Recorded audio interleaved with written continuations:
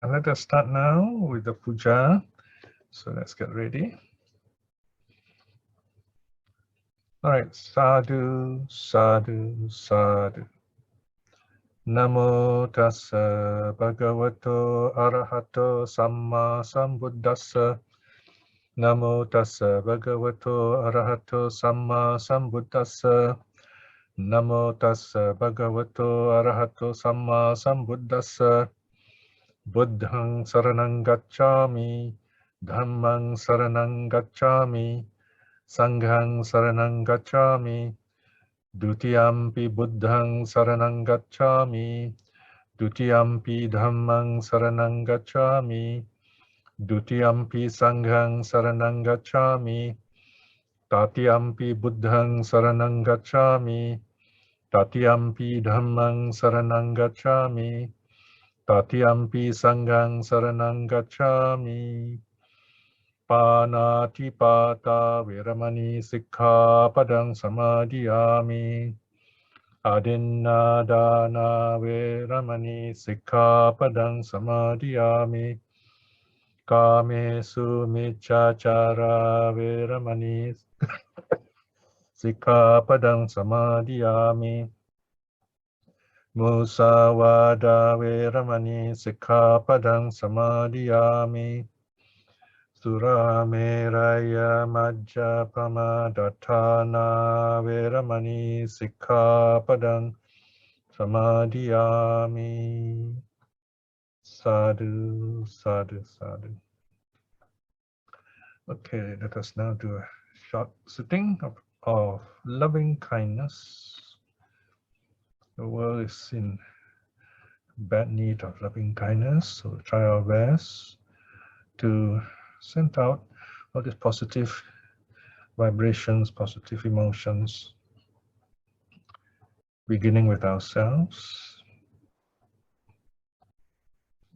There are different ways of doing loving kindness. You can use words. You can also visualize happy days, happy places. When you visualize such places, don't get lost in the details. What we want is the happy feeling. For example, you ran a race and you won the prize, and that feeling you get when you won the prize. Feel that feeling again and use that as your seed for loving kindness, to start your loving kindness. Or you can recall, picture this happy birthday gathering, family New Year gathering, very happy feeling. There are lots of other unnecessary details. Don't worry about them. Just focus on the very positive feeling and build up from there.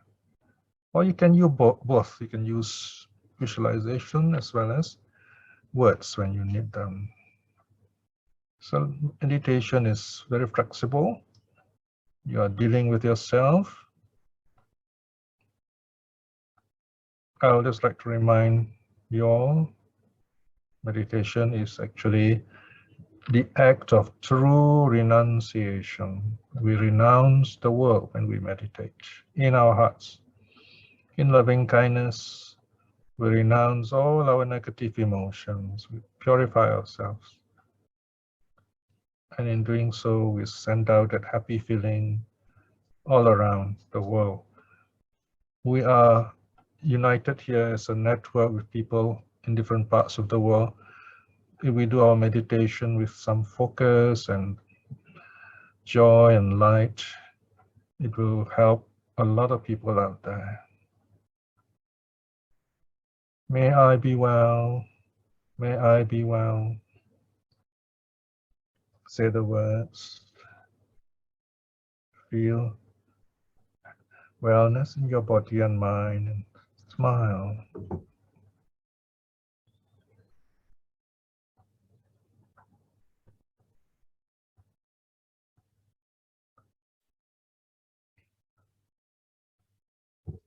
May I be happy.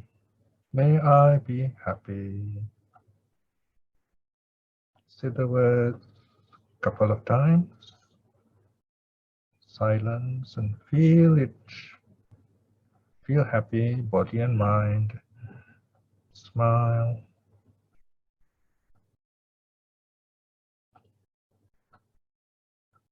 May I be at peace with myself.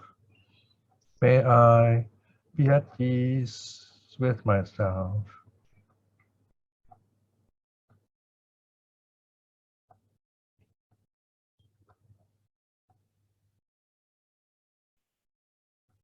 I accept myself just as I am. I accept myself just as I am.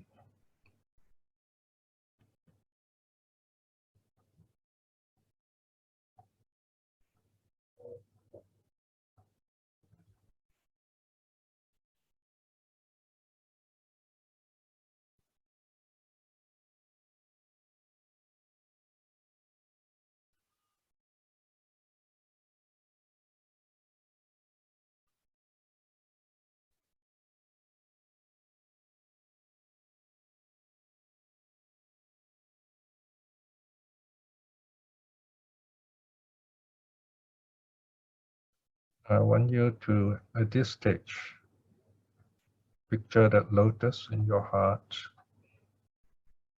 And the lotus is your loving kindness is opening up, very bright and radiant. Your whole body is bright with loving kindness. So picture your whole body bright with loving kindness.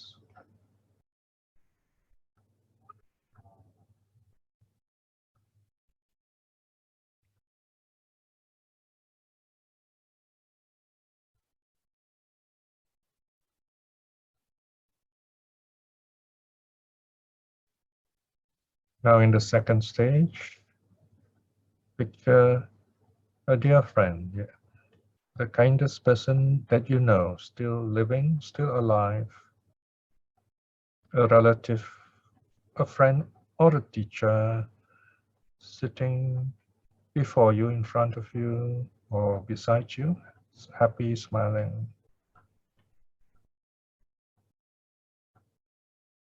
You can tell this person, you can use the name, tell this person, may you be well, may you be well. And then smile, send out that feeling to this person as you have done before.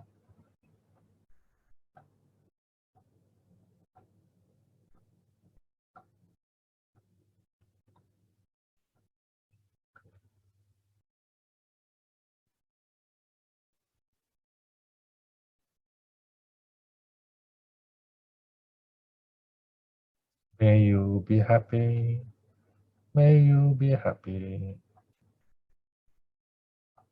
Smile.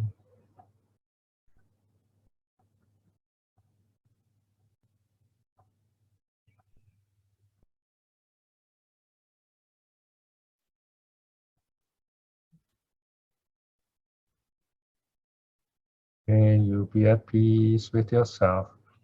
May you be at peace with yourself.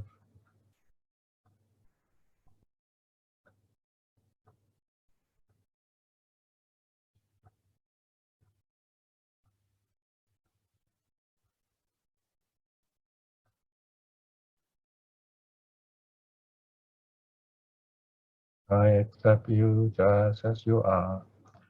I accept you just as you are.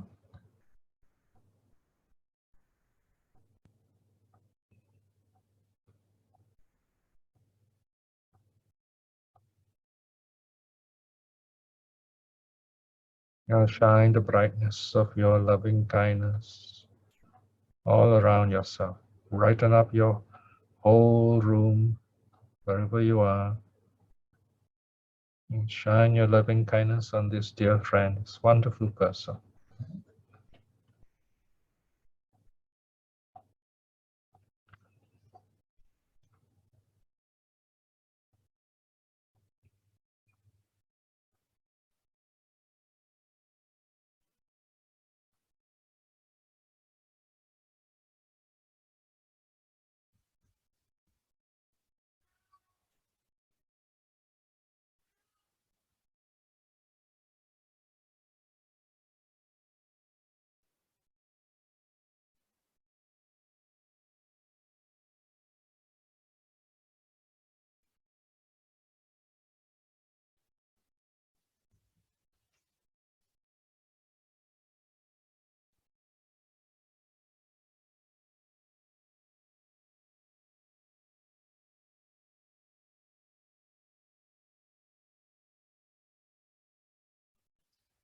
Next stage,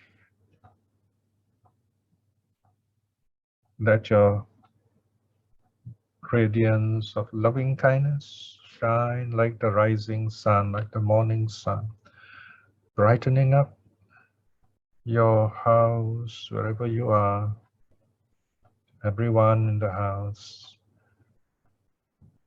everyone, wherever you are, wishing them well and happy, whether you know them or not, especially if they're family members, relatives, friends.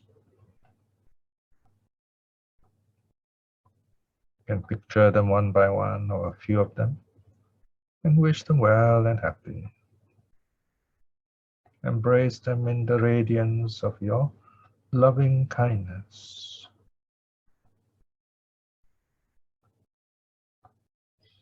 Now, in your own practice, this is where it's called directional. You gradually extend your light of loving kindness to shine on your neighbors, wishing them well and happy.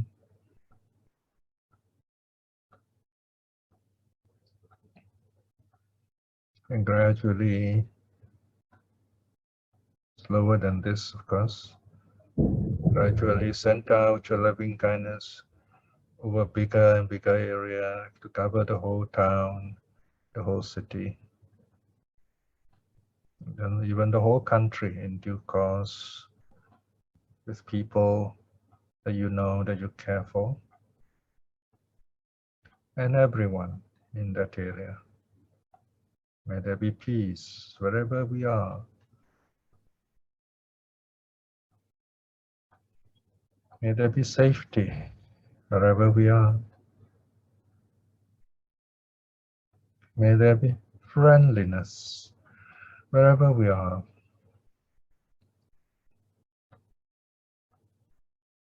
May there be good health wherever we are.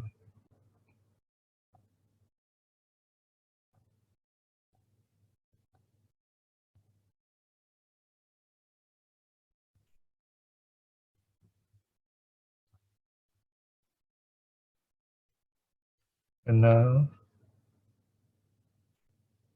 visualize all your friends on this Zoom connected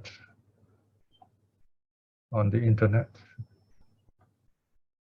I'm sending my loving kindness to you and everyone else. You too send your loving kindness to everyone else. So we are this beautiful net of bright, radiant, loving kindness stretching all over the globe. May you be well. May you be well.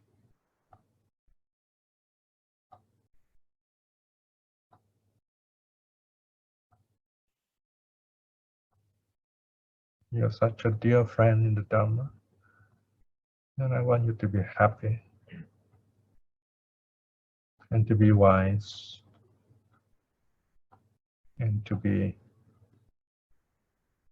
diligent and wise in helping others.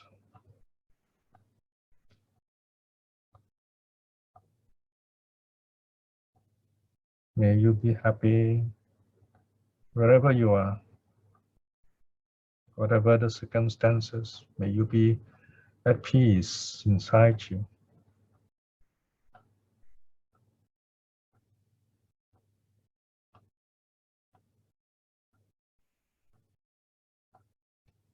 I accept you just as you are.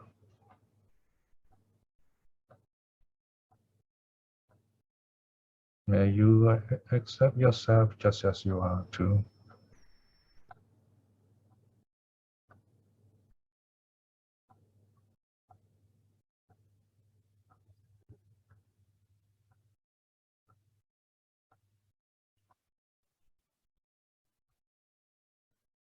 Rejoice in this beautiful connection, the Dhamma bringing us together in joy and friendship.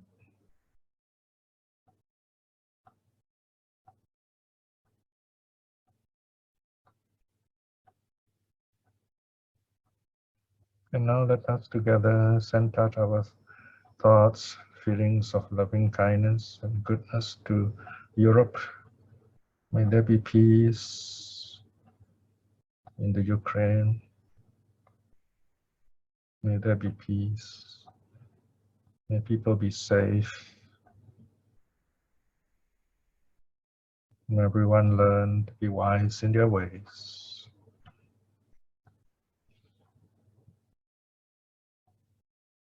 May they feel the need for peace.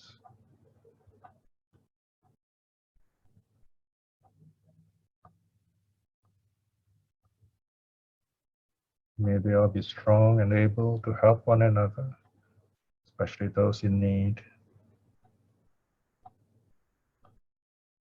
Send your thoughts to people you know to give them strength.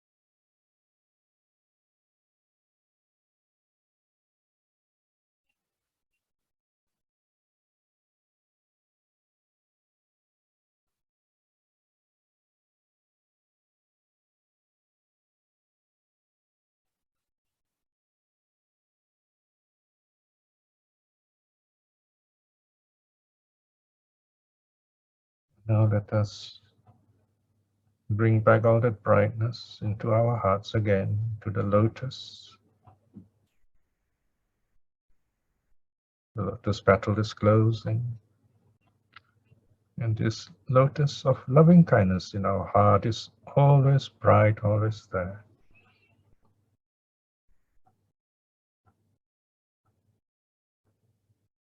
Let us now review our practice. Remember the peaceful moments and joyful moments. Remember the presence of this loving kindness in your heart. Let it strengthen you in difficult times, when you need to help people. Also, make a note of any difficulties you may face in your loving kindness meditation, and see what you can do about it in your sutta study and during question time. Review your practice.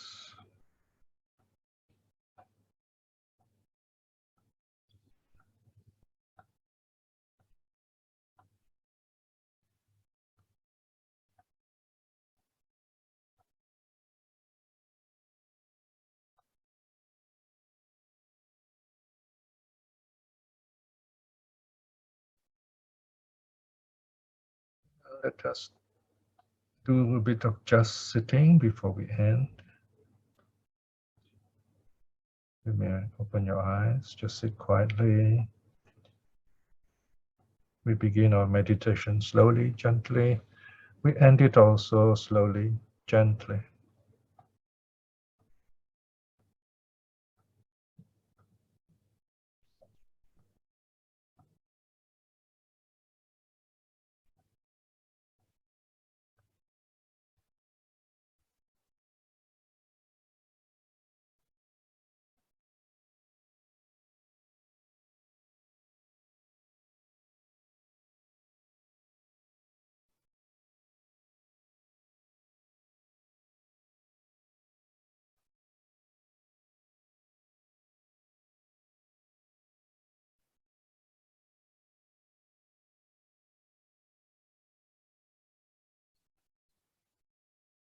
Sadhu, sadhu, sadhu. Okay, now let us go on with our study. The Bhaddekaratta Sutta. Right, this is M131, M131. This title is quite long, and some of you may find it familiar because you have a center by this name locally. Bhaddekaratta Sutta, the discourse on the one who delights in the auspicious oneness, or the discourse on the good night of mental oneness. I will explain this, the title again in a while. The theme is living here and now. So this is a very familiar sutta. We have heard this many times. It's about living here and now. What does that mean? We will find out that in a moment. When I look at this saying, there are 2 days in our lives and we can do absolutely nothing. Yesterday and tomorrow. Yesterday is dead. And we should leave it buried. Tomorrow never comes. We'll change our minds in time. We are left with only today, the only day in our life. You can only do what is meaningful and purposeful right now. Live now, it's forever. Right? So the now is ongoing, in other words. So right now you're sitting peacefully, listening to the sutta, keeping the precepts. You've done some meditation. So that is your present peacefulness. It's a wonderful thing to do. All right. So this sutta Bhaddekaratta, there are a number of them of the same name. There are 4 suttas of the same name, so as far as we know.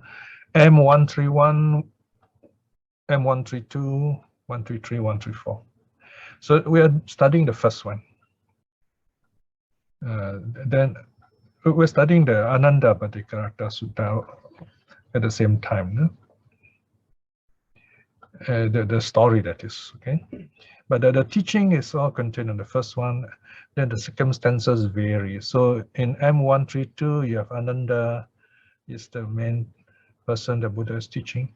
And then in M133 is Mahakachana, is the one teaching.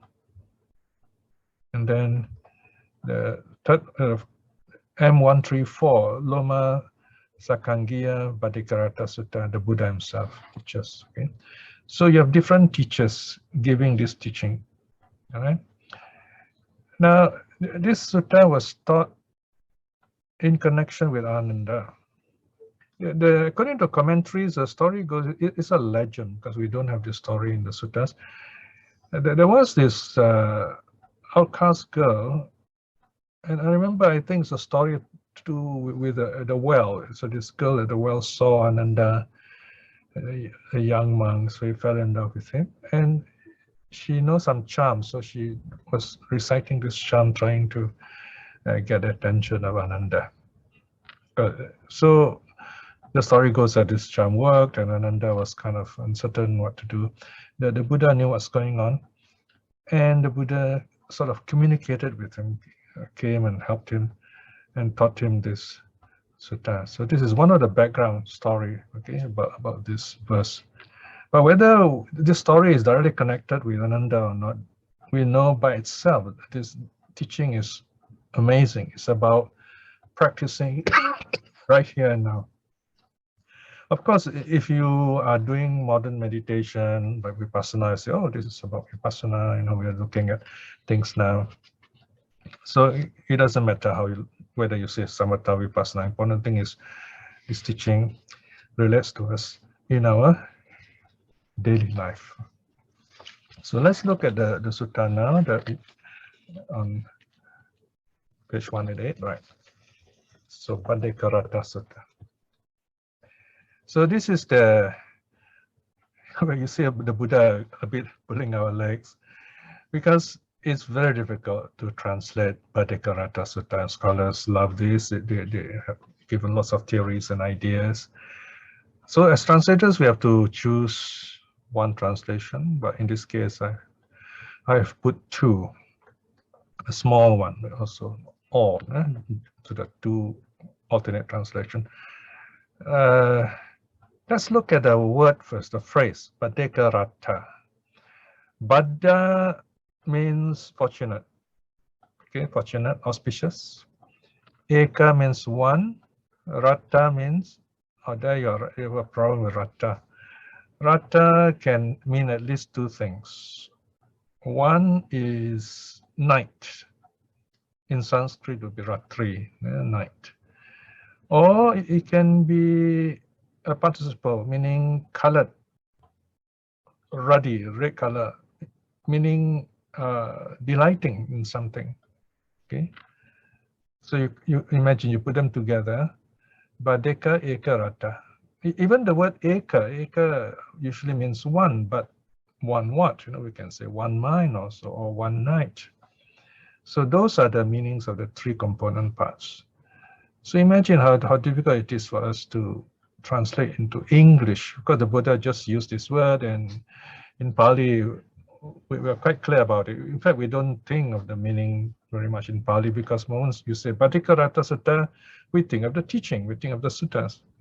So how did I get this translation? Discourse on the one who delights in the auspicious oneness. Discourse is sutta, right? And the one here, of course, is understood that a person, this refers to a person. So here I've taken ratta to mean one who delights in something in a positive sense. Ratta can also have a negative sense. One who delights, in other words, meditates with joy. Auspicious, of course, is Bhaddha, auspicious, and then eka means one. Here, specifically referring to the oneness of the mind, meditation, samadhi, jhana, if you like. All right.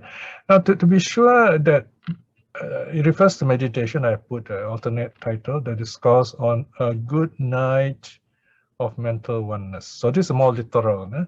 So ratta means night, and so this person or this mind is meditating, and he is focused, his mind is in jhana. So you have two senses here. All right. So that's the title. So of course, as serious sutta students, we don't really worry too much about the meaning of this particular word. We take it in Pali as it is, because this helps us remember what the Buddha has taught us in this series of sutta.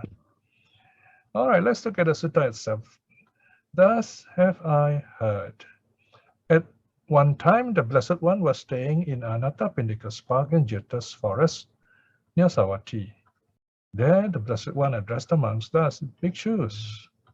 Bhante, the monks replied to the Blessed One. The Blessed One said this, Bhikshus, I will teach you a summary and an analysis of the Bhaddekaratta Sutta.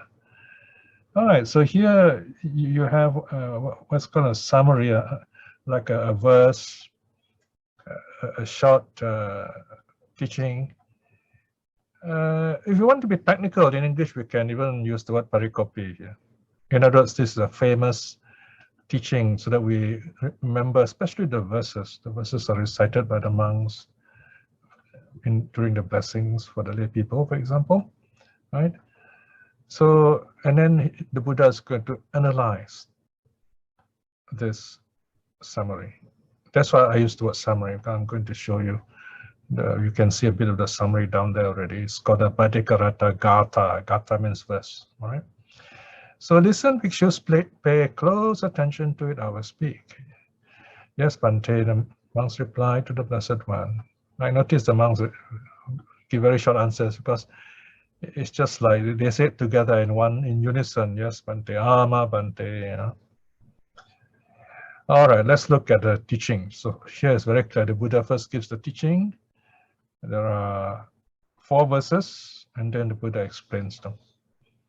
So this is called the Bhaddekaratta Gatha. So when the monks recite, they only recite this, the Gatha. So the Pali is given on the right-hand side, okay? Let one not pursue, or let one not dwell on the past, nor hold fond hope for the future, for the past is gone and the future has not yet come. All right, so you can see the Pali. Atitang nana wa gameya. Atitang is the past, then nang, you have na plus Anwagameya. Okay? Don't follow after the past. Napati kankya nakatan. Don't worry too much about the future. Yadatitang, that which is past. Okay? Yat is the same as young. Okay? Yadatitang, that which is past. Pahinang tang is gone. Okay, that is gone, right? Tang is that. Apatancha anagatang. Anagatang. Now this is very interesting because anagatang by itself means future, but it has a negative in front, na. But there's already a in agatang, so the na becomes ana. Anagatang. So you got, like in English, an, an meaning not.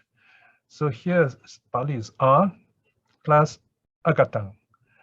Agatang means to come. Okay, agatang means to come. You can go one step backwards. In fact, gatang means to go, and agatang means to come. Anagatang means does not come. So you can see how amazing Pali words can be, right? That which will not come. Of course, you can translate as that which has not come, right? But there's something wrong translating as that which will not come. Otherwise, it will not be called tomorrow, Apatancha, so that's another word. Pata means to get, attain. Apatancha means not attain. You never get it. It will not come, right? So the future has not yet come or will not come, right?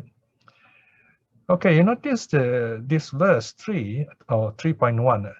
Now, some proof readers are wondering how come there is 3.2 here and then there's nothing here. If you use your, you see in my system here, use your logical mind and you're able to work it out. If there's a 3.2 here, it implies there is a 3.1 here. But to simplify matters, we don't need to put a 3.1 here, but it's implied, okay? So this is 3.1 implied, 3.2. And then you should be curious, why is this bow, all right? And this is not bow. Same thing here, this is bow, and then the third line is bow, but the second and fourth line are not bow. That's because the Buddha is going to comment only on those lines in bow, all right? So that's why in this sutta, we have all these conventions to help the teacher, teach and the students look at it and remember better how to study the sutta, all right? So in a little while, the Buddha is to explain what do these lines mean, all right? Now let's look at line 3.2. Only this present state, all right, now the Buddha goes on to something which is practical. Only this present state, as it arises, one sees that within sight. Invincibly, unshakably, having known that, let one devote oneself to it. Okay, this is poetry, so you got to give some, space. You got to give some license to it, as we say. So you got to rearrange the words a bit so that you get the proper meaning. Pacupanancha yo dhammang tata tata vipassati asanghirang asangkupang tang vidwa manu bruhaye. All right. Pacupanang, first line, pacupanang means present. How does a pacupanang means present? Now you can see the word upanang there. Upanang, right? Now, upanang means that which has arisen. And then here pati, pacha is pati. Pati means again and again. If these things arise again and again, that's the present. Yacho dhammang. Dhamma means state, the state that is arising now. That, tata tata means that. Vipassati. Okay, this is the verb for vipassana. Vipassati means to see with insight, meaning to see the impermanence of it, rising and falling of it, suffering, unsatisfactoriness, non-self, and so on. The simple ideas, see it as impermanent. Okay, here is to do it without giving up. Asanghirang, asangkupang, without being any fear, anyway, just keep on doing it. Tang vidwa manu bruhaye. Okay, this last phrase is very tricky. When you look at it, it says vidya manu bruhaye. So some people think it's vidwa plus manu bruhaye. There's no such word as manu bruhaye. So actually this M is an insert. So that there's a vowel here, there's a vowel here. So the M makes the flow very smooth. Vidyamanu bruhaye. Okay. So let one devote oneself to that. Knowing this, let one devote oneself to that. So understanding the nature of things, watch what's going on right now. So the Buddha is going to comment on this. Only this present state, and then what's meant by invisibly, unshakably. All right. Okay, let's go down a bit more. Right, so now this is verse 3.3. This verse is very beautiful, very motivating. Okay, let's look at the Pali first. Ajewa kichang matapang. All right, here you have to join up. Kicha matapang, okay? So we can put it to like a join sign here. Ajewa kicha matapang. Ko janya maranang suwe. Nahi no sangarang tena. Mahasene Machuna. All right. Now, another interesting thing you might want to know is you find that there are probably 8 syllables in a line. Ajewa kichang matapang. 8, right? Ko janya maranang suwe. Also 8. Nahi no sangarantena. Also 8. Mahasenena Machuna, also 8. So there are 8 syllables in every line, 32 syllables in all. And this is the style of the Dhammapada. It's called sloka. Okay, Dhammapada. It is a typical quatrain. Very, very easy to recite. You can sing it also. All right. So it is kind of musical. All right. So work at the task this very day. Who knows, death will come tomorrow. For there is no bargaining whatsoever with death's great horde. You cannot say death don't come. The good that you want to do, some important things you want to tell your loved ones, do it now, don't wait. Right? Ajewa, this very day. Aja means today. Eva, stress word, this very day. Okay? Kichang matapang, kichang, that which to be done, kichang. Atapang, work at it with diligence. Ko janya, ko is who knows, janya. Maranang, Malay marana, Indonesian marana, remember? Marana is death. Suwe, right? I remember there was a Malay song when I was a kid. We used to say Suang Suwe, you know? Suwa Suwe. So Suwe is tomorrow. Who knows, death will come tomorrow, but here tomorrow means the next moment. Okay? Nahi, not. There is no, here again there's a double bargaining. There's no bargaining whatsoever. For there is no bargaining whatsoever with death's great horde. Mahasena. Mahasena is a great army of death. Machuna, genitive form here. Machuna, death. Is Mara, name for Mara also. Ewang Vihara Mataping. Okay, here we can pronounce as Ewang Viharang, or we can say Ewang Viharing rather. Ewang Viharing Atapang, or Ewang Vihari Matapang, okay, depending on the stress. Aho ratang atanditang tangwe Bhaddekaratta ti santo achikate muni. One who dwells thus ardently, seriously live in this way, relentlessly day and night, he is Bhaddekaratta. So Bhaddekaratta is the name of that meditator, one who delights in the auspicious oneness of mind. Stays the peaceful sage, right? So here the Buddha is referring to himself, right? Okay, so these are the 4 verses, right? Now, just I've not explained this verse to you. Okay, Ewang is thus, Viharing, live, to live or to dwell, tapping, to put in effort diligently. Aho ratang, day and night. Aho, day, ratang, night. Notice the ratta is used here, right? So the word Bhaddekaratta comes from here, right? So we can have a sense of the meaning here also. Atanditang, relentlessly, not giving up. Tangwe Bhaddekaratta, that person indeed. Where is a stress word again? Bhaddekaratta. So T here is like close quote. There's no open quote, just so you have to guess where it starts, right? Usually the context is very clear. So here we know it's Bhaddekaratta. Santo Achikate Muni. Okay, Muni is the silent sage, right? Achikate, spoken or says. Santo at peace, right? So these are the 4 verses. Now, let's see how. Let me show you how this verse can be sung also. Because I mentioned just now, there's a bit of singing of it. Of course, monks won't sing this. And let's just go up a bit more, back to the original Atitang. Yeah, okay. Let me try if I can get the tune right. Atitang nanwa gameya napating kake anagatang yadatitang pahinantang apantancha anagatang. So this is how they sing it in the Thai temples, okay, in Thailand. So the same tune will be used for all the other verses, okay.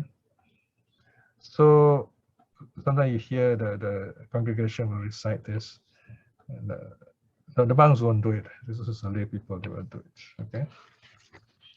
Okay, now let's look at the explanation, the commentary. So this is a sutta that's got the teachings as well as the commentary. So the first part talks about letting go of the past. How bhikshus does one pursue the past? All right, so here the Buddha starts with something which is negative, which is unwholesome, which is very common with a lot of people who are not wise. How bhikshus does one pursue the past? You keep running after the past, keep thinking of the past. Here the Buddha lays out in a very practical way. Okay, this is where we have this really amazing style of the suttas, where you follow it step by step. It's a lesson, you let it sink in. It's not something to know. Now we all learn the sutta, we see it as something to know. It's a big difference in our attitude. Of course, we will know things. It comes quite automatically. You will know it, yes. So it's not something we think about. Rather, you want to feel it. Feel means, remember in sutta study, feeling. To feel is a very important verb. Pati sangvedeti. It's got a long word in Pali, pati sangvedeti. It means to experience directly. To experience directly. What is the Buddha saying here? What is this line saying? What does it speak to me? What's it teaching me? How do I feel about it? And then what happens to me after that? This is very important. Suttas should change us, right? So don't worry about how many suttas you've heard. You say, oh, I've heard so many suttas, all right? But if you listen to the sutta, there's a certain feeling inside you, it makes you calm, it makes you happy, it makes you kind to others. That's how it works. Let me say something, an interesting event that happened recently. I wish I had said something to this person, but looking back, it's a bit too late to tell this person. Right now, I'm working on SD 60.1. It's about all those meditation teachers. There's so many of these names of the Burmese monks, and then I worked on the Thai Kamatana system, Burmese Vipassana, Thai Kamatana, Thai Samatha, all those big names that you know are all mentioned there, and we studied about their life history, their teachings, and it's a very interesting research I've done. I feel so happy, as if I'm knowing these teachers by themselves, not only knowing them, but also knowing their teachings and be able to look at it close up. So this person wrote to me and say, oh, you know, all these famous teachers, you miss out somebody, you know, this monk A, you should put the name, you know, because it's very important and this and this and that, all right? And they say, oh, you know, that monk not so clever, you know, and then this monk is very good. After I ask a question, they can answer me, things like that, you know. It was kind of lecturing me. So I told myself, wow, okay. So I said, can you please, you know, give me a short note, write me something, why I should include this particular monk whom I knew in Thailand. It's a very well-known monk.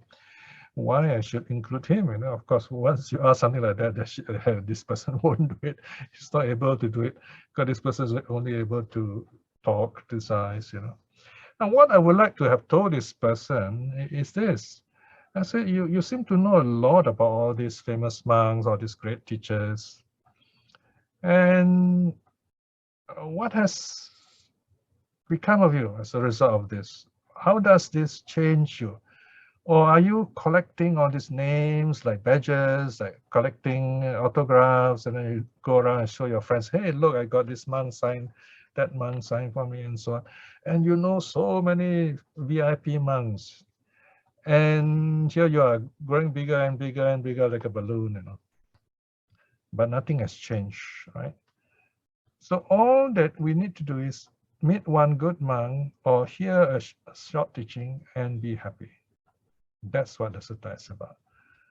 So you may not understand the Pali details, the story behind all these suttas, but you have this feeling about the past, the present, the future, and you say, wow, yeah, this teaching is very true. And then something inside you kind of tell you, this is what I should do, this is what I should not do. And your life is happy, peaceful, wise, kind, helpful to others as a result.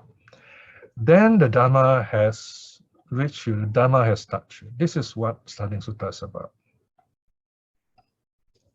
So it's not about knowing things, it's about feeling this wonderful joy and peace the Buddha is trying to touch us with. And it's a very important attitude to study, to understand when we study suttas. All right. So you can also use this verse if you like. You know, you remember this verse and you recite it in your mind. Of course, you got to make an effort to remember it, whether in Pali or in English. You can remember in Pali and understand the meaning. So when you hear the Pali, the meaning comes to mind. All right. So it takes time. So take that time, build up this practice. Right. For example, now if you really are doing your puja regularly and you also check the meaning, you say iti piso bhagawa. Okay, it means such indeed is the blessed one. Okay, so it automatically speaks to you. That's your puja. So you are connected with the Buddha. All right, your mind is not wandering about some other thing. Iti piso bhagawa, such indeed is the blessed one, or such indeed is the Lord, if you like, bhagawa. And then you look at the 9 qualities, arahant, samma sambuddha, and so on. So each word you reflect. So that is your reflection on the Buddha's quality, Buddhanussati. So that's your practice. So suttas are like that. They are not meant for you to collect and to know. Yeah, scholars do that because they have good reason to do so. They need to get marks and pass their exams, get a job, and they get paid for it, you know. So whereas for us, it is something we practice to be happy here and now, and then to reach the path in this life itself, right? I realized after studying the suttas for 50 years or more, the Buddha doesn't really teach meditation in the suttas. The suttas is what's called pariyatti, theory. So all the suttas, even the Anapanasati Sutta, Satipatthana Sutta, yes, they mention all those steps, but you can't practice them just like that. You need guidance. So that's the pati side. On the pati side, you have to go to someone, to a teacher who's good, a teacher who's experienced, and learn something. You pick up from a teacher, or of course you can learn from a public class during a retreat. There are many ways of doing this. And sometimes one teacher may not, teach us something that we can practice, because we either cannot understand this teacher, or maybe the teacher is not good. But somewhere among the words that the person speaks, there's something you can use. So this is where, by way of triangulation, in other words, you keep hearing from different teachers, and then you find there are certain patterns which are common, and then you try that, and then it works for you.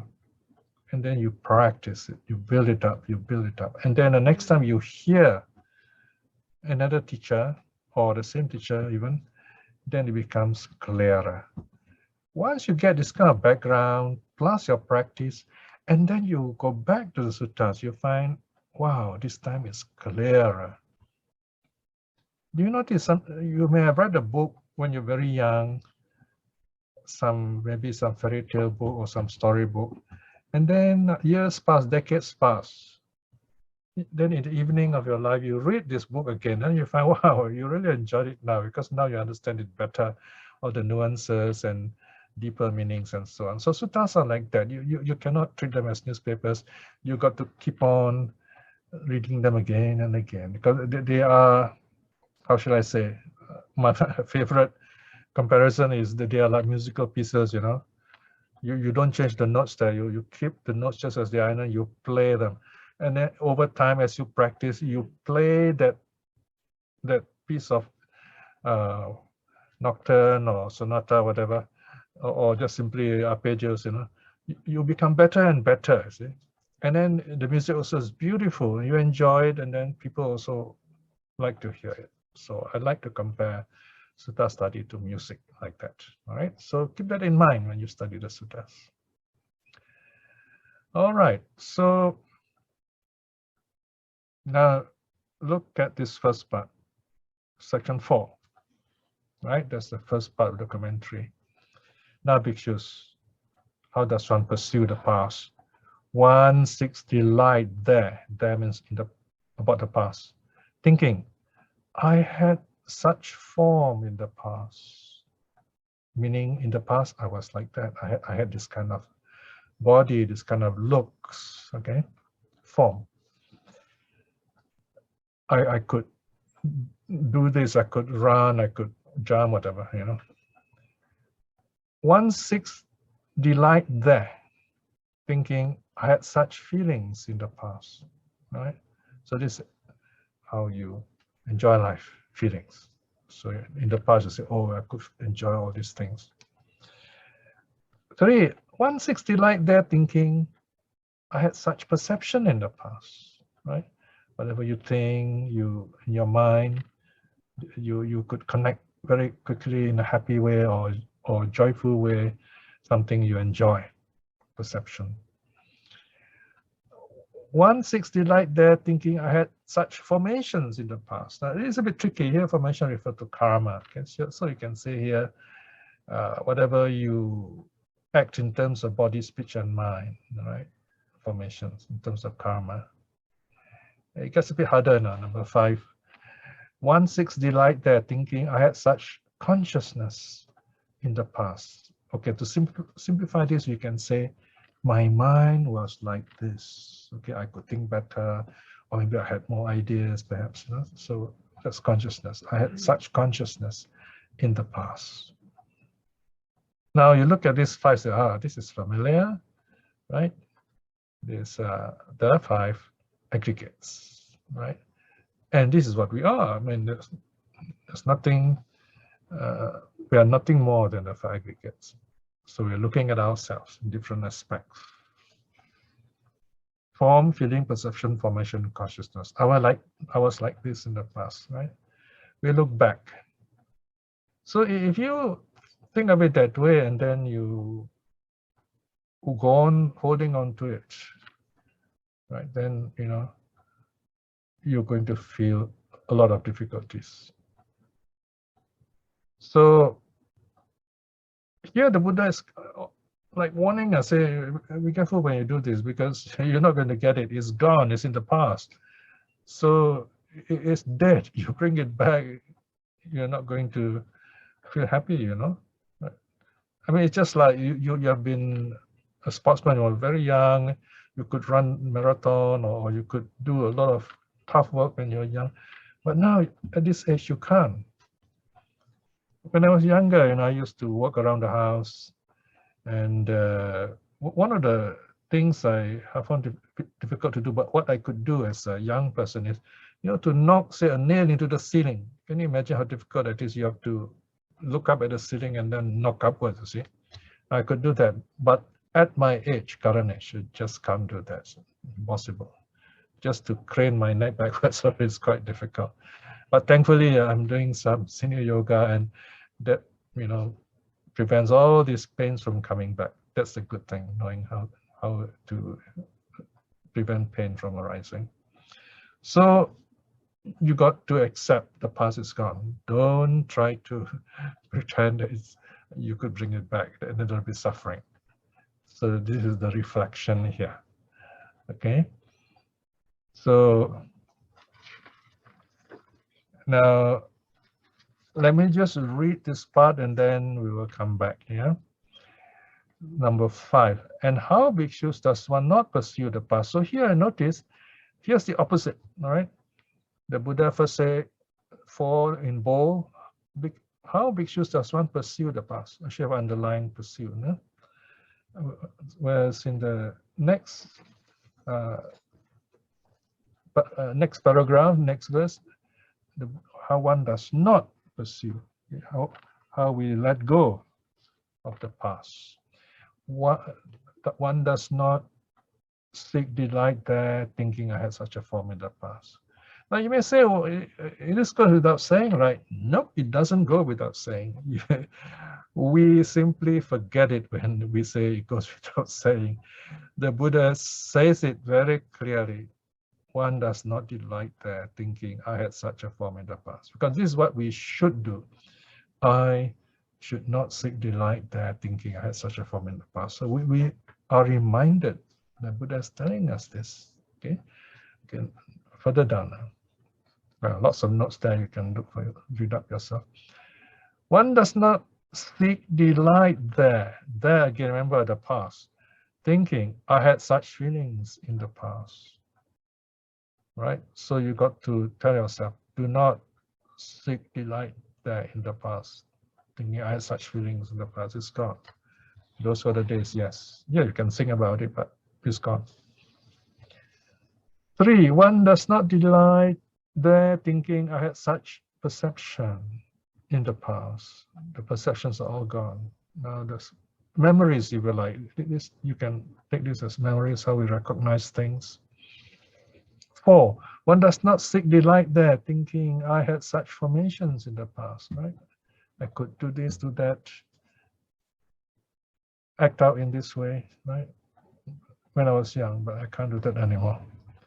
5, one does not delight there, thinking I had such consciousness in the past. Well, that was in the past, so it's gone. So let it go. This is how bhikshus, one does not pursue the past. So this is only the first part. So don't jump into any conclusion. Just let it settle. Let's have a short break, and it will come back to look into the future. Okay, thank you, Brother Piya. We'll take a 5 minutes break now. All right, let's continue. So next section, let go of the future. So now the Buddha says section 6. And how bhikshus? Remember, when the Buddha says bhikshus, he is referring to us, you know, because the monks are always present there. So the Buddha is speaking through the monks to us. And how bhikshus does one hold fond hope of the future? Notice this is one of the highlighted lines there. One seeks delight there in the future, thinking, may I have such a form in the future, right? So we want to look like this or be like this. One seeks delight there, thinking, may I have such feelings in the future, right? You want to have this Nice feeling, of course. No? One seeks delight there, thinking, may I have such perceptions in the future. Okay. One seeks delight there, thinking, may I have such formations in the future. All these actions. No? One seeks delight there, thinking, may I have such consciousness in the future. This is how one holds one's hope of the future. Now, what the Buddha is not saying here, he doesn't say you should cancel out your future completely. What he's saying is don't think this way. Don't just hope this way. It's not going to work. So this is where we refer to other suttas. Okay, there is one sutta where the Buddha says, if you have tried your best, then things don't work out. What do you do? Then of course you will say, what shall I do now? Right? So but again, now is there. Okay. And also in the teachings for the lay people, the Buddha teaches the lay people to be hardworking, and he teaches them to save money, for example. That's about the future, right? So there are teachings about the future, but those are future which are within our ability to shape, and we can right now by our action shape the future. In other words, what we can say here, there's a very nice saying here. Don't pray for something that you are not willing to work for. Don't pray for something that you're not willing to work for. I think that's a very nice saying, isn't it? So whatever you pray for, make sure you want to work for it, that it will happen that way. Right? May I be rich. So you got to work hard, you got to live a noble life, and so on. That's the meaning. All right, so then in section 7, it's the opposite of section 6. And how bhikshus does one not hold fond hope for the future? One does not seek delight there, thinking, may I have such form in the future. One does not seek delight there, thinking, may I have such feelings in the future. One does not seek delight there, thinking, may I have such perception in the future. One does not seek delight there, thinking, may I have such formations in the future. One does not seek delight there, thinking, may I have such consciousness in the future. This is how bhikshus one does not hold fond hope for the future. Okay, here again, some of you may say, well, isn't this just repeating things? The thing is, I have laid it out, everything just as mentioned in the sutta, just as the Buddha has said it, so to speak, yeah, or as the sutta compilers recorded it.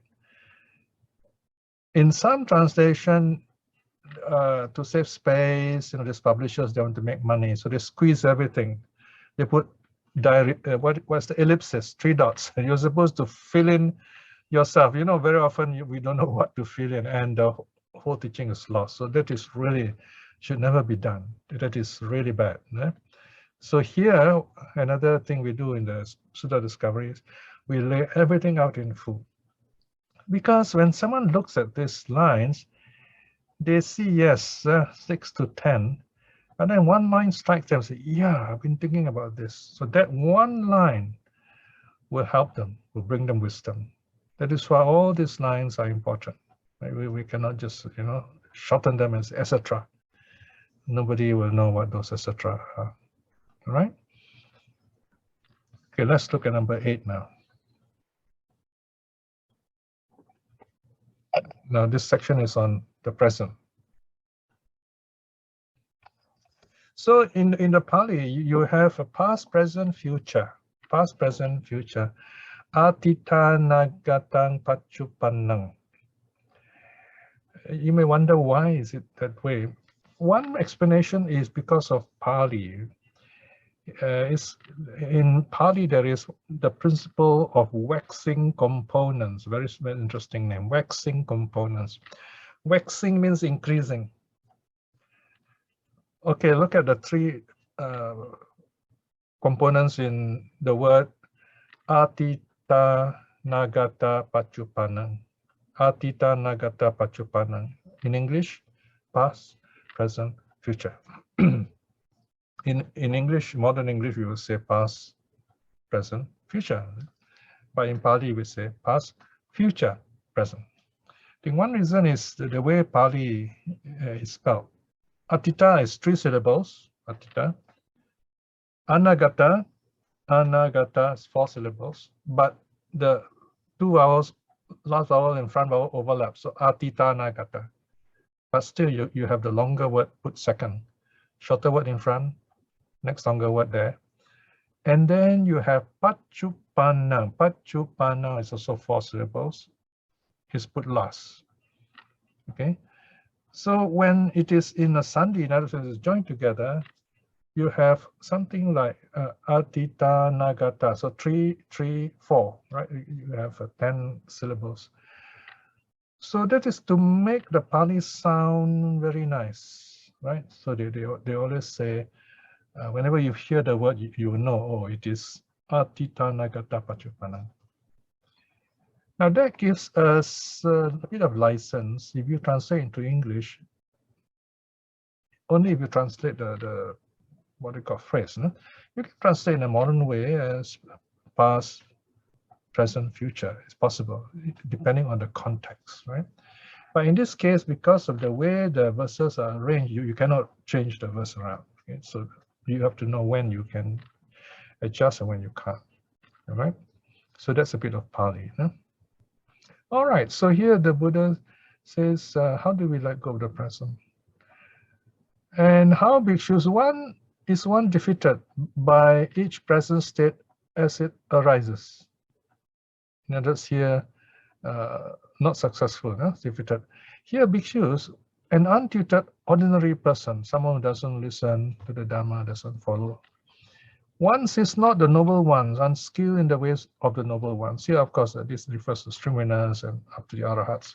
They don't care about them.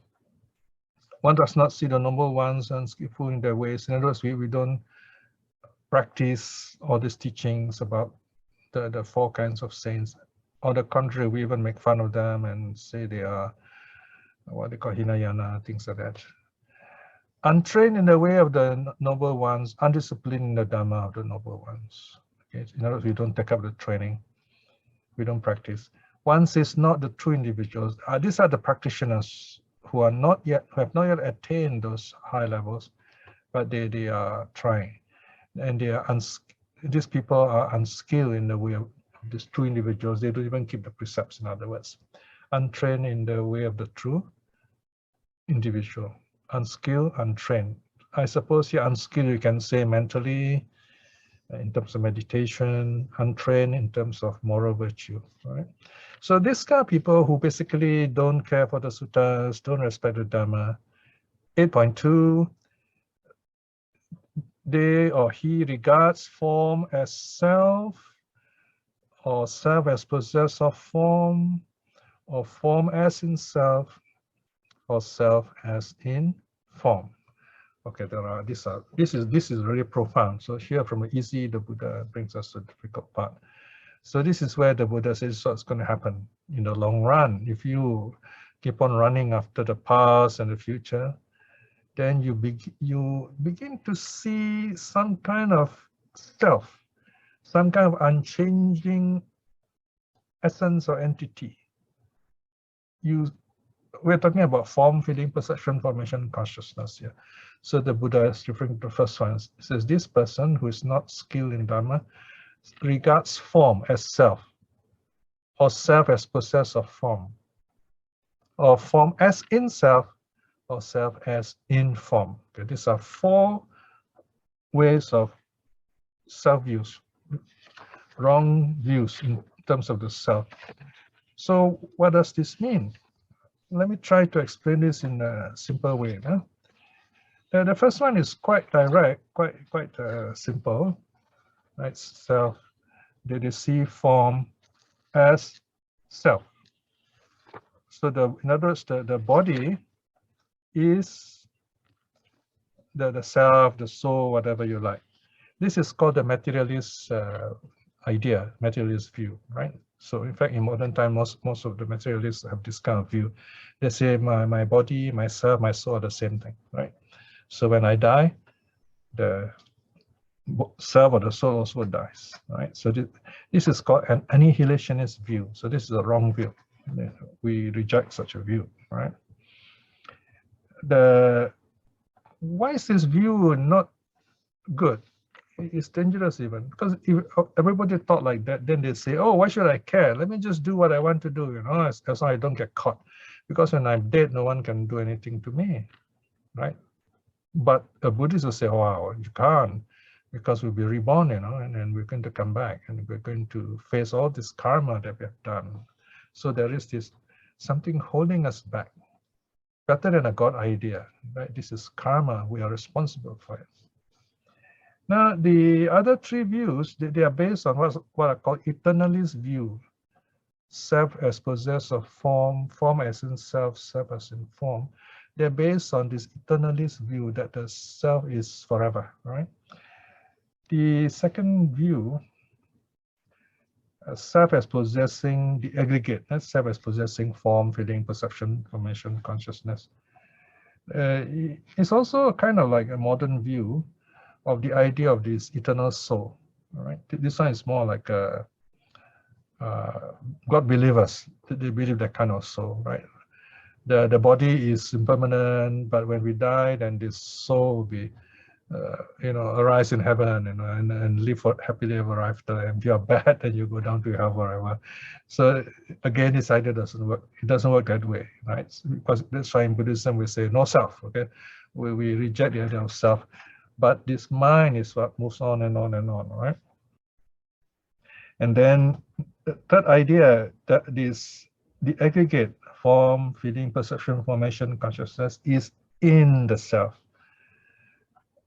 Form is in the self. So this one is like these Brahmins in the ancient times, they believe the self is in a bigger self. This Brahman, the whole universe is this big giant soul, and so they believe this is their view. Okay, the Brahman, the universal soul. And then the last one, number 4, the self as in the aggregate. The soul is in the aggregate. So this is the belief of enemies, these spirit believers, that this self or soul can leave the body anytime, move around, and it can also go into other people, or even, you know, say inhabit trees and so on, things like that. So this is the fourth kind of belief. So here the Buddha gives 4 different ways that people tend to believe wrong ideas about the self or the soul, if you like. So the suttas give us another interesting way of describing this. In the first case, the aggregate is the same as the self, or the self is the aggregate, self is form, and so on. It's like the flame and the color of a candlelight, for example, right? Or a gas light even. The flame and the color are the same, they're together, right? And then in the second idea, where form is in the self, or the aggregate is in the self, it's like the scent, the smell of the flower is in the flower. Okay, that's the example. And then the third idea, third self view, third wrong view, the form in the self, or aggregate is in the self, is like the smell of the flower. Sorry, let me explain again. That was number 3, okay? The scent of the flower is, the smell of the flower is in the flower. This is number 3, all right? Look at number 3, that is where form is in the self. The smell is in the flower. Now, number 2 is the self-possessing form.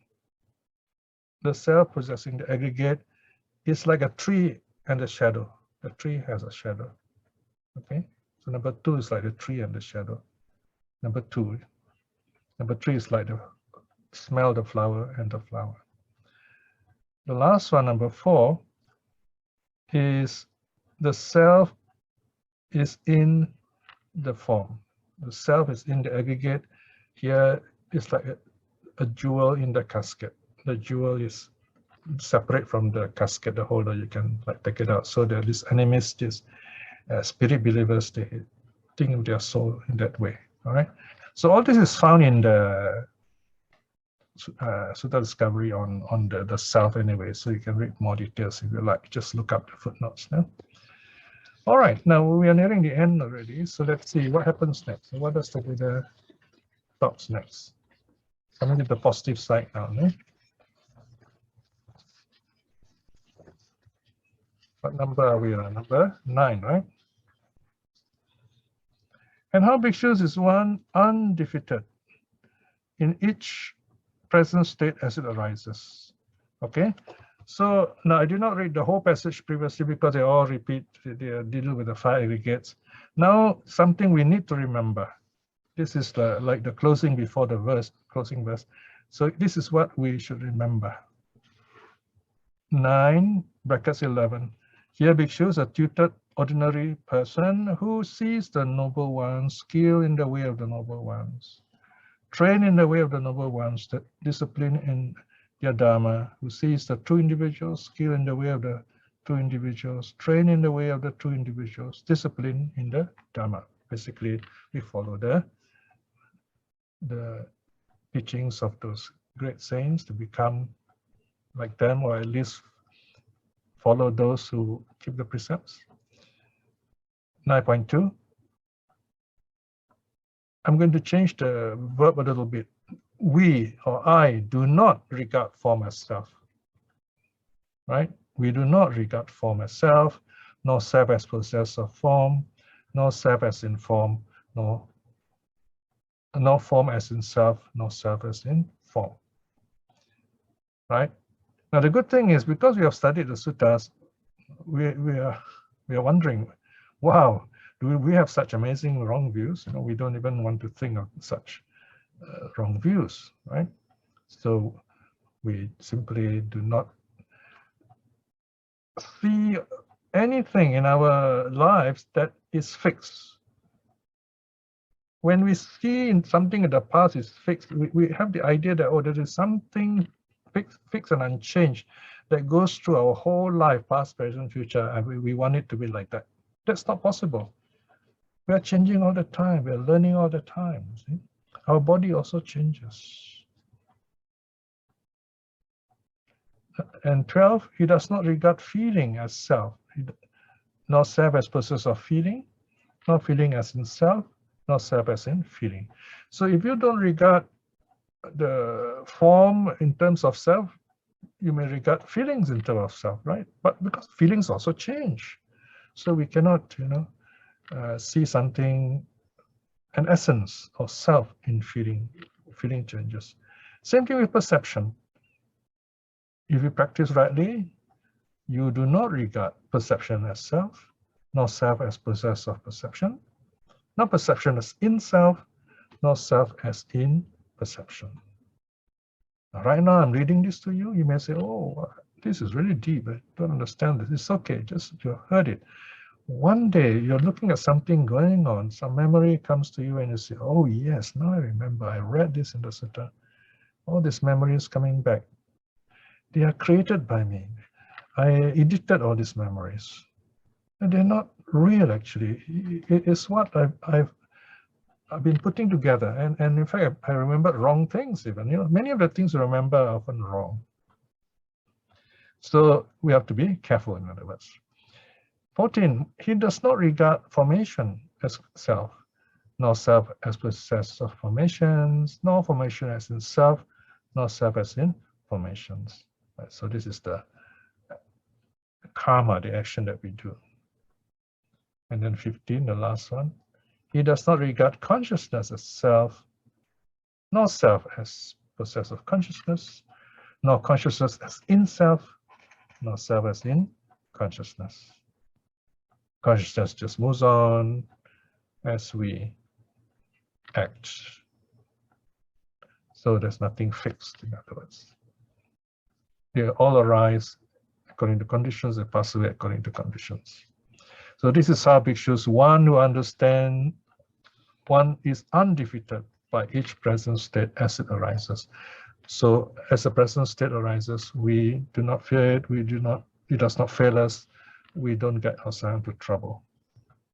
So Take the present as it arises, as it is. Right now, you're here listening, so we listen. We try to remember all these wonderful teachings. We focus ourselves. And then in half an hour, it's all over, right?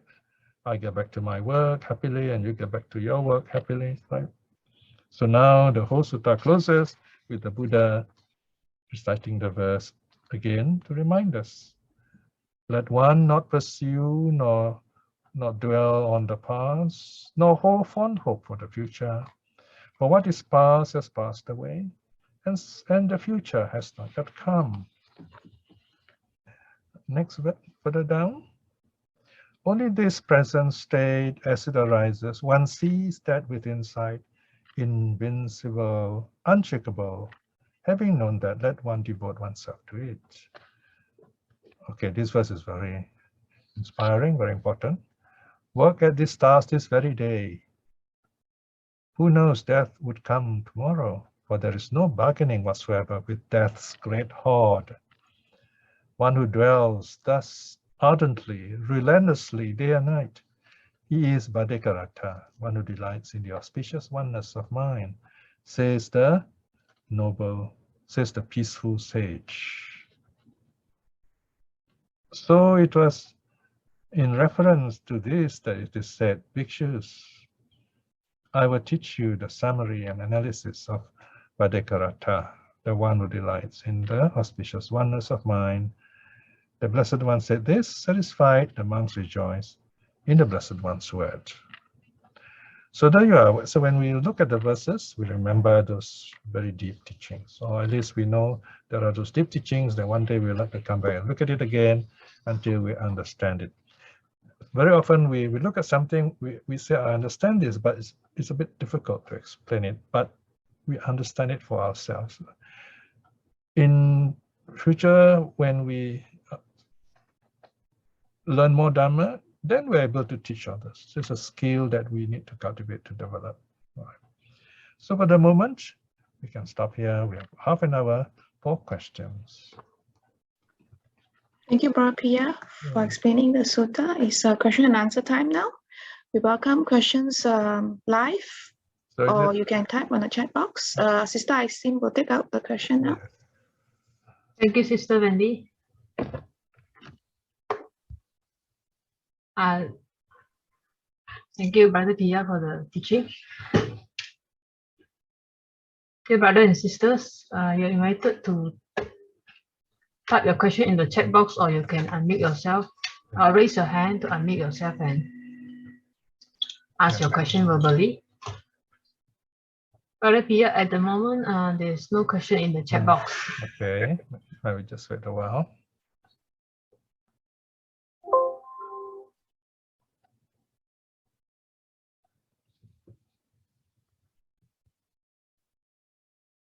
Just kind of let the sutta sink in. Imagine you're hearing it from the Buddha. Of course, it's very profound.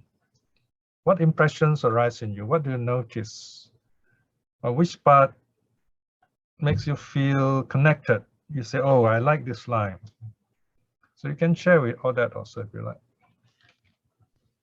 You have about 20 minutes, so this is your chance to talk.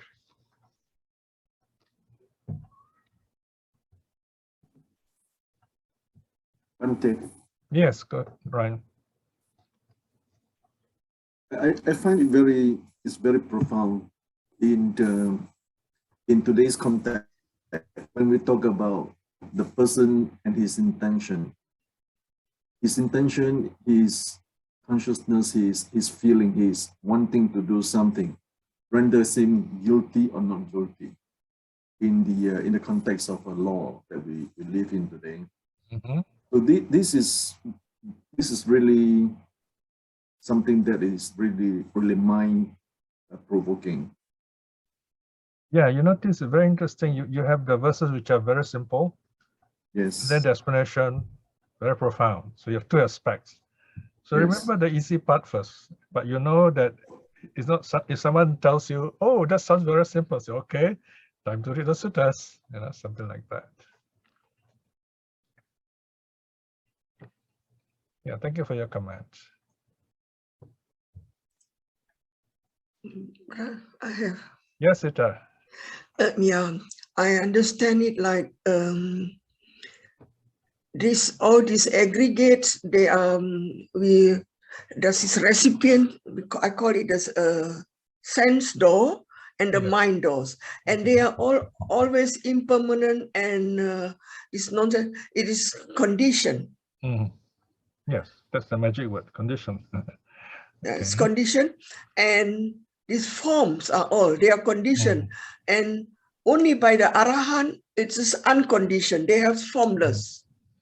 Okay, let me just stop you. I'll ask you a simple question here. What do you understand by the word condition? Condition. Simple way of explaining. This rising and falling. Yes, rising and falling. Very good. Rising and falling is impermanent and it conditioned. It is the result. It's aggregates. It's a result of many causes producing many effects. The word many is very important because the God believers, they talk about one cause, one effect, right? But if you study the suttas carefully, in the Abhidhamma also, they talk about many causes, many effects. If you look at things around you in society, even in yourself, like how you come to join all this, the course here, many causes brought you to do that. And then the effects, the benefits also, there are many different ones, different kinds. So that's called being conditioned. There are many conditions. Conditions can be causes, conditions can be effects. The causes act as, in term, change to become effects, effects become causes. It goes on like that. And it's not permanent, no? Yes, exactly. Because all this keep acting, interacting. And they arise in each and every moment in a few seconds and without unknowingly. Yeah, as long as you're awake. Yeah. Yeah. Okay, very good. Okay, anyone else want to share?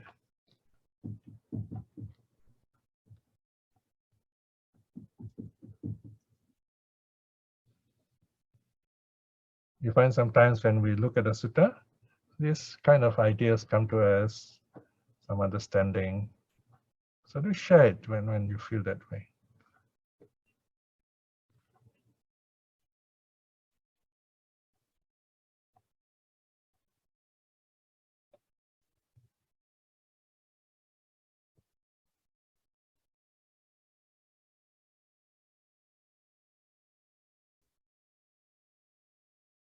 I have also another question, Brother Piya. All right, yeah. Actually, also now I remember during meditation, if you can put it in a way that it is non-self and that it's this rise and falling, and like the Bhikkhu Bodhi was saying something like a lump of foam. Actually, it's this letting go is all these defilements, and it's hollow.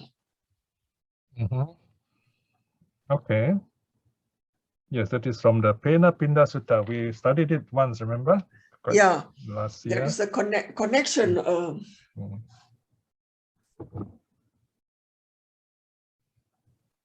In fact, where people now, some of you are doing proofreading of the suttas, you find there's a lot of interesting things there as you proofread the suttas. So it gives you a preview of all those things. And it also helps us to understand that the Dhamma can be very deep. Yeah. And we can connect. The important thing is how do we connect with this in our lives? Yeah. Anyone else like to share anything or ask a question? Brother Piya, there's a question from Brother Liu Ziguan. Sure.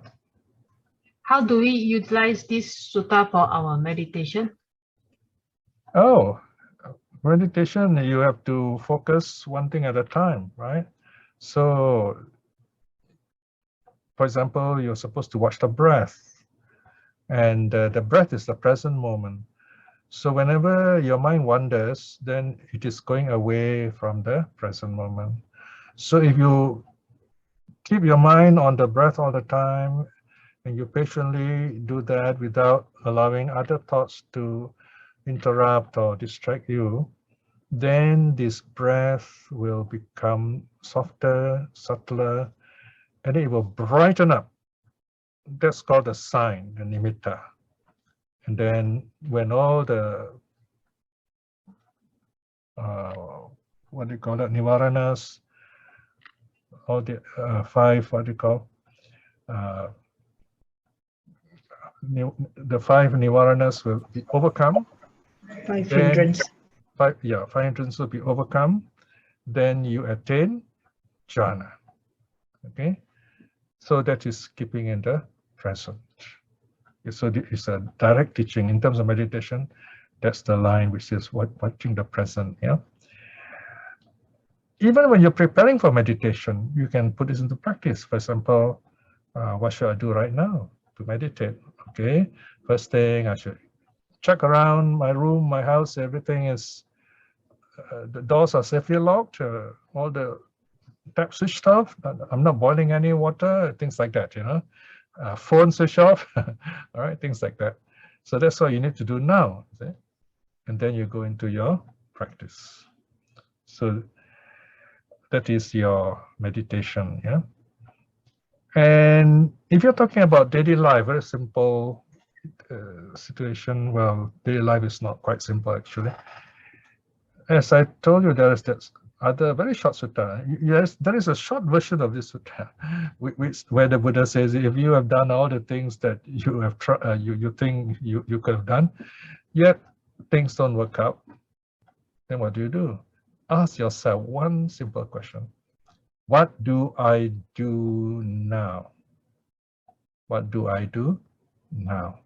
Notice if you ask yourself, what do I do next? The meaning is the same in this case. What do I do now? What do I do next? Why? Because the moment I say now, it's gone. And the moment is gone, right? So if I say, what do I do next? The moment also is gone. So actually it's the same thing. You do it, you see. What needs to be done? For example, a very easy way of sorting out some problems. Let's say you're not happy with your work. We all have to work, and there is a contract, right? You're not happy with your work, so what do? The problem usually is in your mind. There is this voice saying, "I hate this work. I hate this work." So if you allow that voice to keep on telling you, then that's the opposite of loving kindness. You're being reminded, hate the work, hate the work. Then that's why you don't find it enjoyable. You don't like it.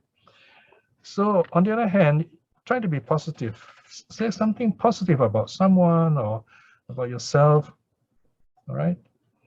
And then you find that the day will pass, and then you do this work, and before you know it, the month has passed.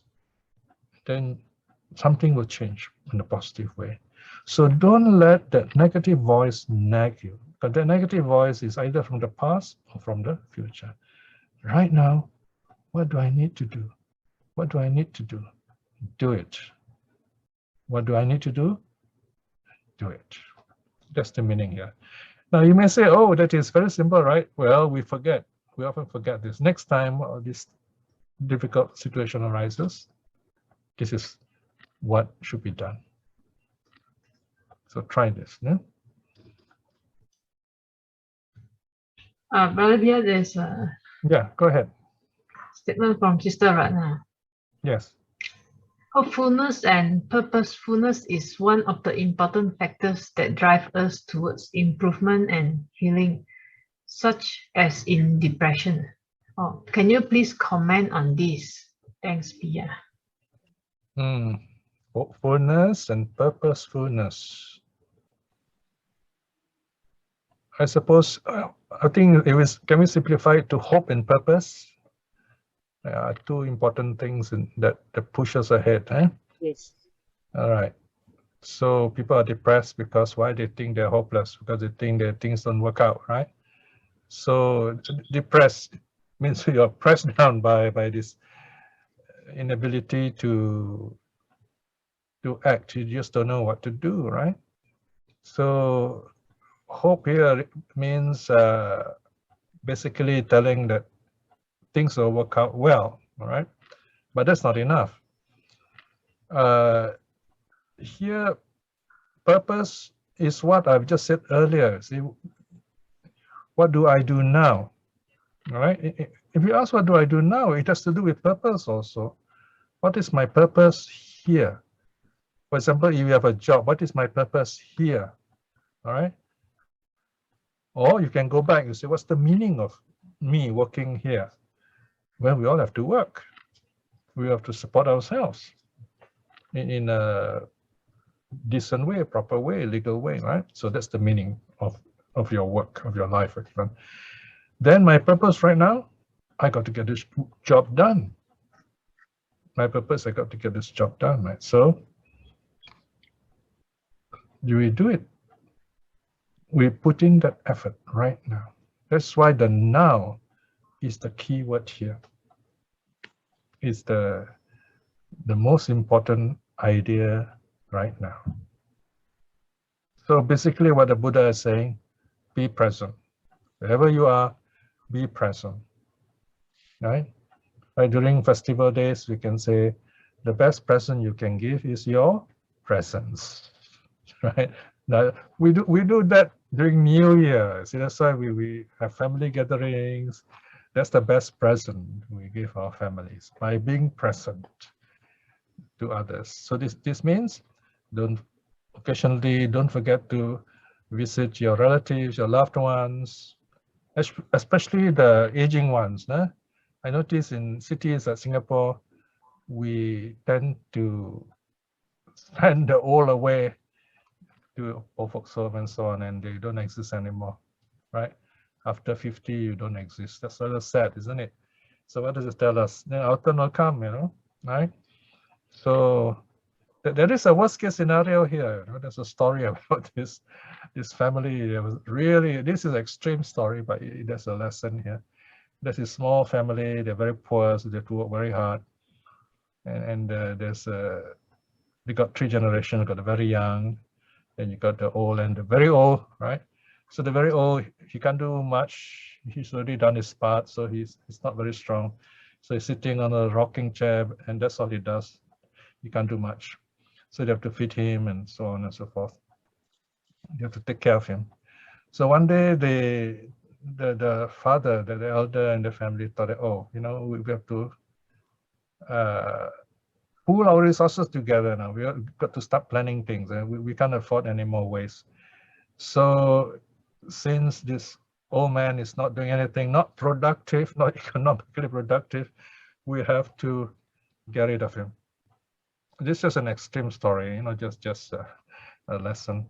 So that he made this coffin, so he tells the grandfather, okay, we have to get rid of you, So they go to this cliff, and then he tells the grandfather, you have to get in, then we just push you down. It'll just be a moment, and then you won't know anything. Then the grandfather said, don't worry, son. I don't need the box. I'll just jump if you want me to. And then the father said, why not? I said, well, you may need the box for yourself the next time. You may need the box yourself. So then that last words make the father realize that it's not the right thing to do, because his turn will come. I mean, he too will go through that vicious cycle of aging, So we have to take care of our old, talk to them, take care of them. Taking care of people is not just sending them somewhere, letting other strangers feed them. Just next door to our house here, we have a care center, The sad thing is I keep hearing really odd groaning and shouting from these old people. They're really suffering, mostly from loneliness, especially during COVID. So as living relatives, our task is to find some time to just be with them, talk to them, chat with them, and that can really bring them the joy of life, even though there's nothing much left for them. So that's your presence, your present moment, and your presence to them. And that if you do that, there's wonderful humanity in you. Something that's really very Buddhist, very Dhamma spirit, Dhamma hearted. So just think about that, yeah. And of course, the kinder you are to people, as you age, you find the people will be kind to you too. That's another way.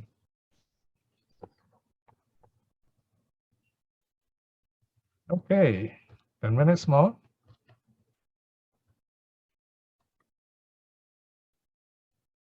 I'm not planned for next sutta yet. Any idea about next sutta, Rana? Any suggestions? You already have the title, Mahavibhanga Sutta. Oh, yes. Datu Vibhanga Sutta. Oh, Datu Vibhanga. Datu Vibhanga. Okay, yes. Oh, Brother Piya, Yes. may I ask, to whom did the Buddha spoke this sutta to, and what is the reason he spoke this sutta? Wait, who is speaking? No, and another third question is, usually the person who, Doris. Speaking. Oh, finally, okay. and third question is, usually people who always think of the past, do they feel there's got a lot of wrong view of the self? Yes, very true. All these have been spoken in the sutta, all right? So number one, the Buddha is addressing us. That's why the sutta has come down to us. Yeah, the Buddha is talking to the monks, it's true. But by talking to the monks, the sutta is handed down to us to this day, all right? So I didn't catch your second question. What is the second question again? What is the reason the Buddha spoke this sutta? Oh. There's a reason when he spoke Yeah. of something. Yeah, the one explanation is that the Buddha is telling Ananda to keep his mind focused in the present, that he is a monk. Don't get lost with that girl at the well who's trying to charm him. All right, this according to the commentary story. Yeah, so that's the background story of the sutta. And the third one, yes, if we look at the commentary part, the second half, the Buddha is talking about all this idea of looking into the past, hoping for the future. It's because we have this idea of something unchanging, that this thing wants happiness, and that this happiness, this stuff was something else in the past. It doesn't make sense that way. The past is something else, your present is something else. This is what the Buddha is saying. The present is now, it's changing, it's not the past. And the future is something else, hasn't come. So don't bother about it, because whatever you want must be done now. That is what matters. So the idea of the self is that we are like that, we cannot change. So we want it to be like that. Okay, so that's one way of explaining it, that there is something in one of the five aggregates, form, feeling, perception, formation, consciousness, that does not change. And we want that part of the five aggregates to remain like that into the future. From the past, into the present, into the future, we want it to remain the same, unchanging like that. But what we don't realize, if it is like that all the time, we'll be bored to death. That's even worse, isn't it? Right? So, but yes. But usually, you see the other religion, they will think only there's a self, they never change. And only Buddhism, only if you practice the vipassana or meditation form, so might come to realize it. Otherwise, most of the humanity, they will think that way, So it is a hindrance, is a suffering, is a dukkha there for this. So what's your question? What is the question? No, because I said the other religion, who don't know the dhamma, they will always think this way, you see. Yeah, true. But so how do you enlighten them? It's very difficult. This. Yeah, we can't force Buddhism on them, but I think my understanding nowadays, other religions are studying other religions. You'd be surprised, there's so much interaction among the religions, and there are many people who don't have just one religion. I'm talking about non-Buddhists. They often are attracted to other things, and because of social circumstances, they cannot like publicly declare they are Buddhists. So we cannot look at people in religion as statistics, right? When you go for statistic, they start counting you in the population count. What's your religion? Right? We say Buddhist, but how often in a day are we Buddhist? We're not always Buddhist. You break the precept, you're not Buddhist, right? So what's more important is whether am I Buddhist or not? How many hours in a day or minutes in an hour am I a Buddhist, right? So we have to work on that, all right? So let's not care too much about other religions because they have their own problems also. So if you set a good example, then people will follow. There will always be other religions. There'll be always people who are different. Even within Buddhism, there'll be so many kinds of people. But goodness is something that starts with us. And when we shine with that light of goodness, you find it reflects in other people also. And then don't worry about the world. The world will always be there like that. But the fact that you are here with me in this connection, that is a really wonderful thing. And if your mind can connect with the present who are here right now, then people will care for you. Then people will listen to you. People will find you helpful. Because if you talk about things that we cannot change, we talk about things which don't concern us, things that we are not other religions, we can't do anything about it. When people come to us, yes, we can. But we cannot sit here and say, oh, let us stop the war in Europe. Wow, how are you going to do that? There's a big thing going on, you see, that there are other people who are doing their job. Let's hope they do their job. You speak out your voice, yes.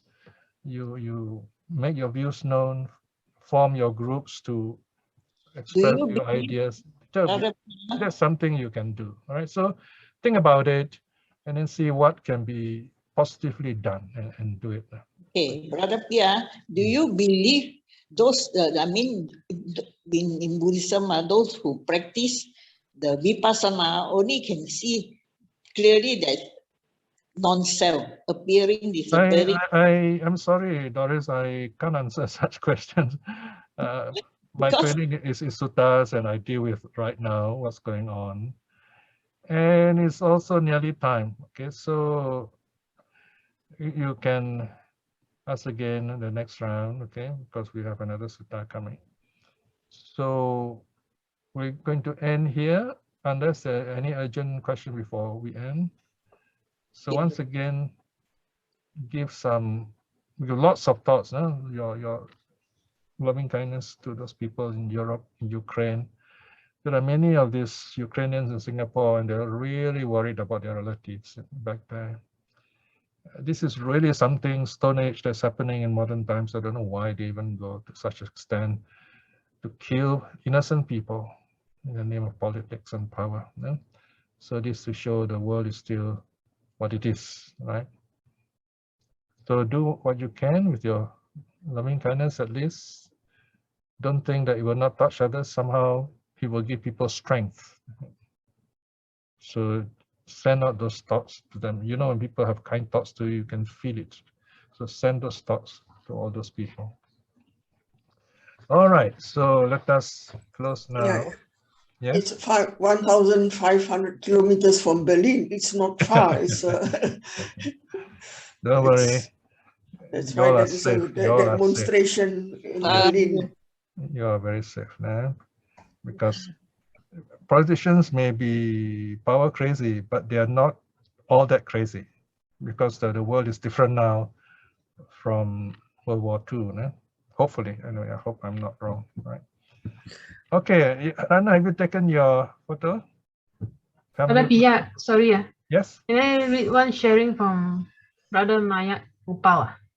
Upal, yes. Yeah. He mentioned that I read that Ratna Sutta has a very interesting backdrop to it, wherein a city is suffering from evil spirits, and Buddha goes there along with his monks. And also Mahasamaya Sutta seems very interesting and quite different from other suttas. This is his sharing. Thank you. Yeah, those what the Sinhalese monk have taught us to see as magical suttas, paritas. You know, if we chant, for example, the Ratana Sutta said that when cholera was there was an outbreak of cholera. You see, there's a real problem with such statements. You know, you have COVID here. Why don't the monks gather together and chant the Ratana Sutta and clear COVID away? We can't do that. See, it doesn't work that way. So that's not what the Ratana Sutta is for. If you look at the Ratana Sutta carefully, it talks about the three jewels, Buddha, Dhamma, Sangha, and each of the three jewels have got special qualities for us to reflect on for our development. So Buddhism is for our personal development, and when we can do that, then we use the ability we have to help the world. So that's how we work, okay? We start with ourselves first, because we're not politicians. We are Buddhists, we are practitioners. We start with ourselves. That's the difference, okay? So I hope I'm clear then. Of course, we can always ask again next round to discuss, if you like. All right. Ratna, have you? Sorry, I have not taken photo yet. All right, let's get ready. I'm waiting for our students to turn on your videos. Yes, please. Videos on. Okay. Well, seeing you all makes me happy. That's a good thing. I know there are nice, good Buddhists with us today. Okay. That's a really happy thought, happy faces. You know, I'll just look up to this gathering. So smile. Ratna is going to take this family photo of you. Ready, Ratna? Pamuja? Okay. Right. My wife was yes. Elsie? Okay, wonderful. Yes, wonderful. Ellen? Brother Low, you have camera or not? Oh, my grandson is not here today. Okay. 1. I don't move anymore, please. 1, 2, 3. Yeah. Smile. Okay, thank you very much. Thank you. In school, I remember we used to shake our heads, then you got two noses, you know, school photo got two noses. All right, let us close now with this wonderful reflection. We are gathered here once again in the name of the Buddha, Dhamma, and Sangha. We have practiced a bit of renunciation, dedicate our time to practice a bit of keeping the precepts, listening to the suttas, listening to the Dhamma, and also meditating. So remember this wonderful, precious moment and use it to strengthen yourself in your practice, because no one else can help you except you yourself. Like the Buddha, what he has taught, I'm here just to show you the way. So now you take that path, take that journey yourself, and we'll walk together, of course.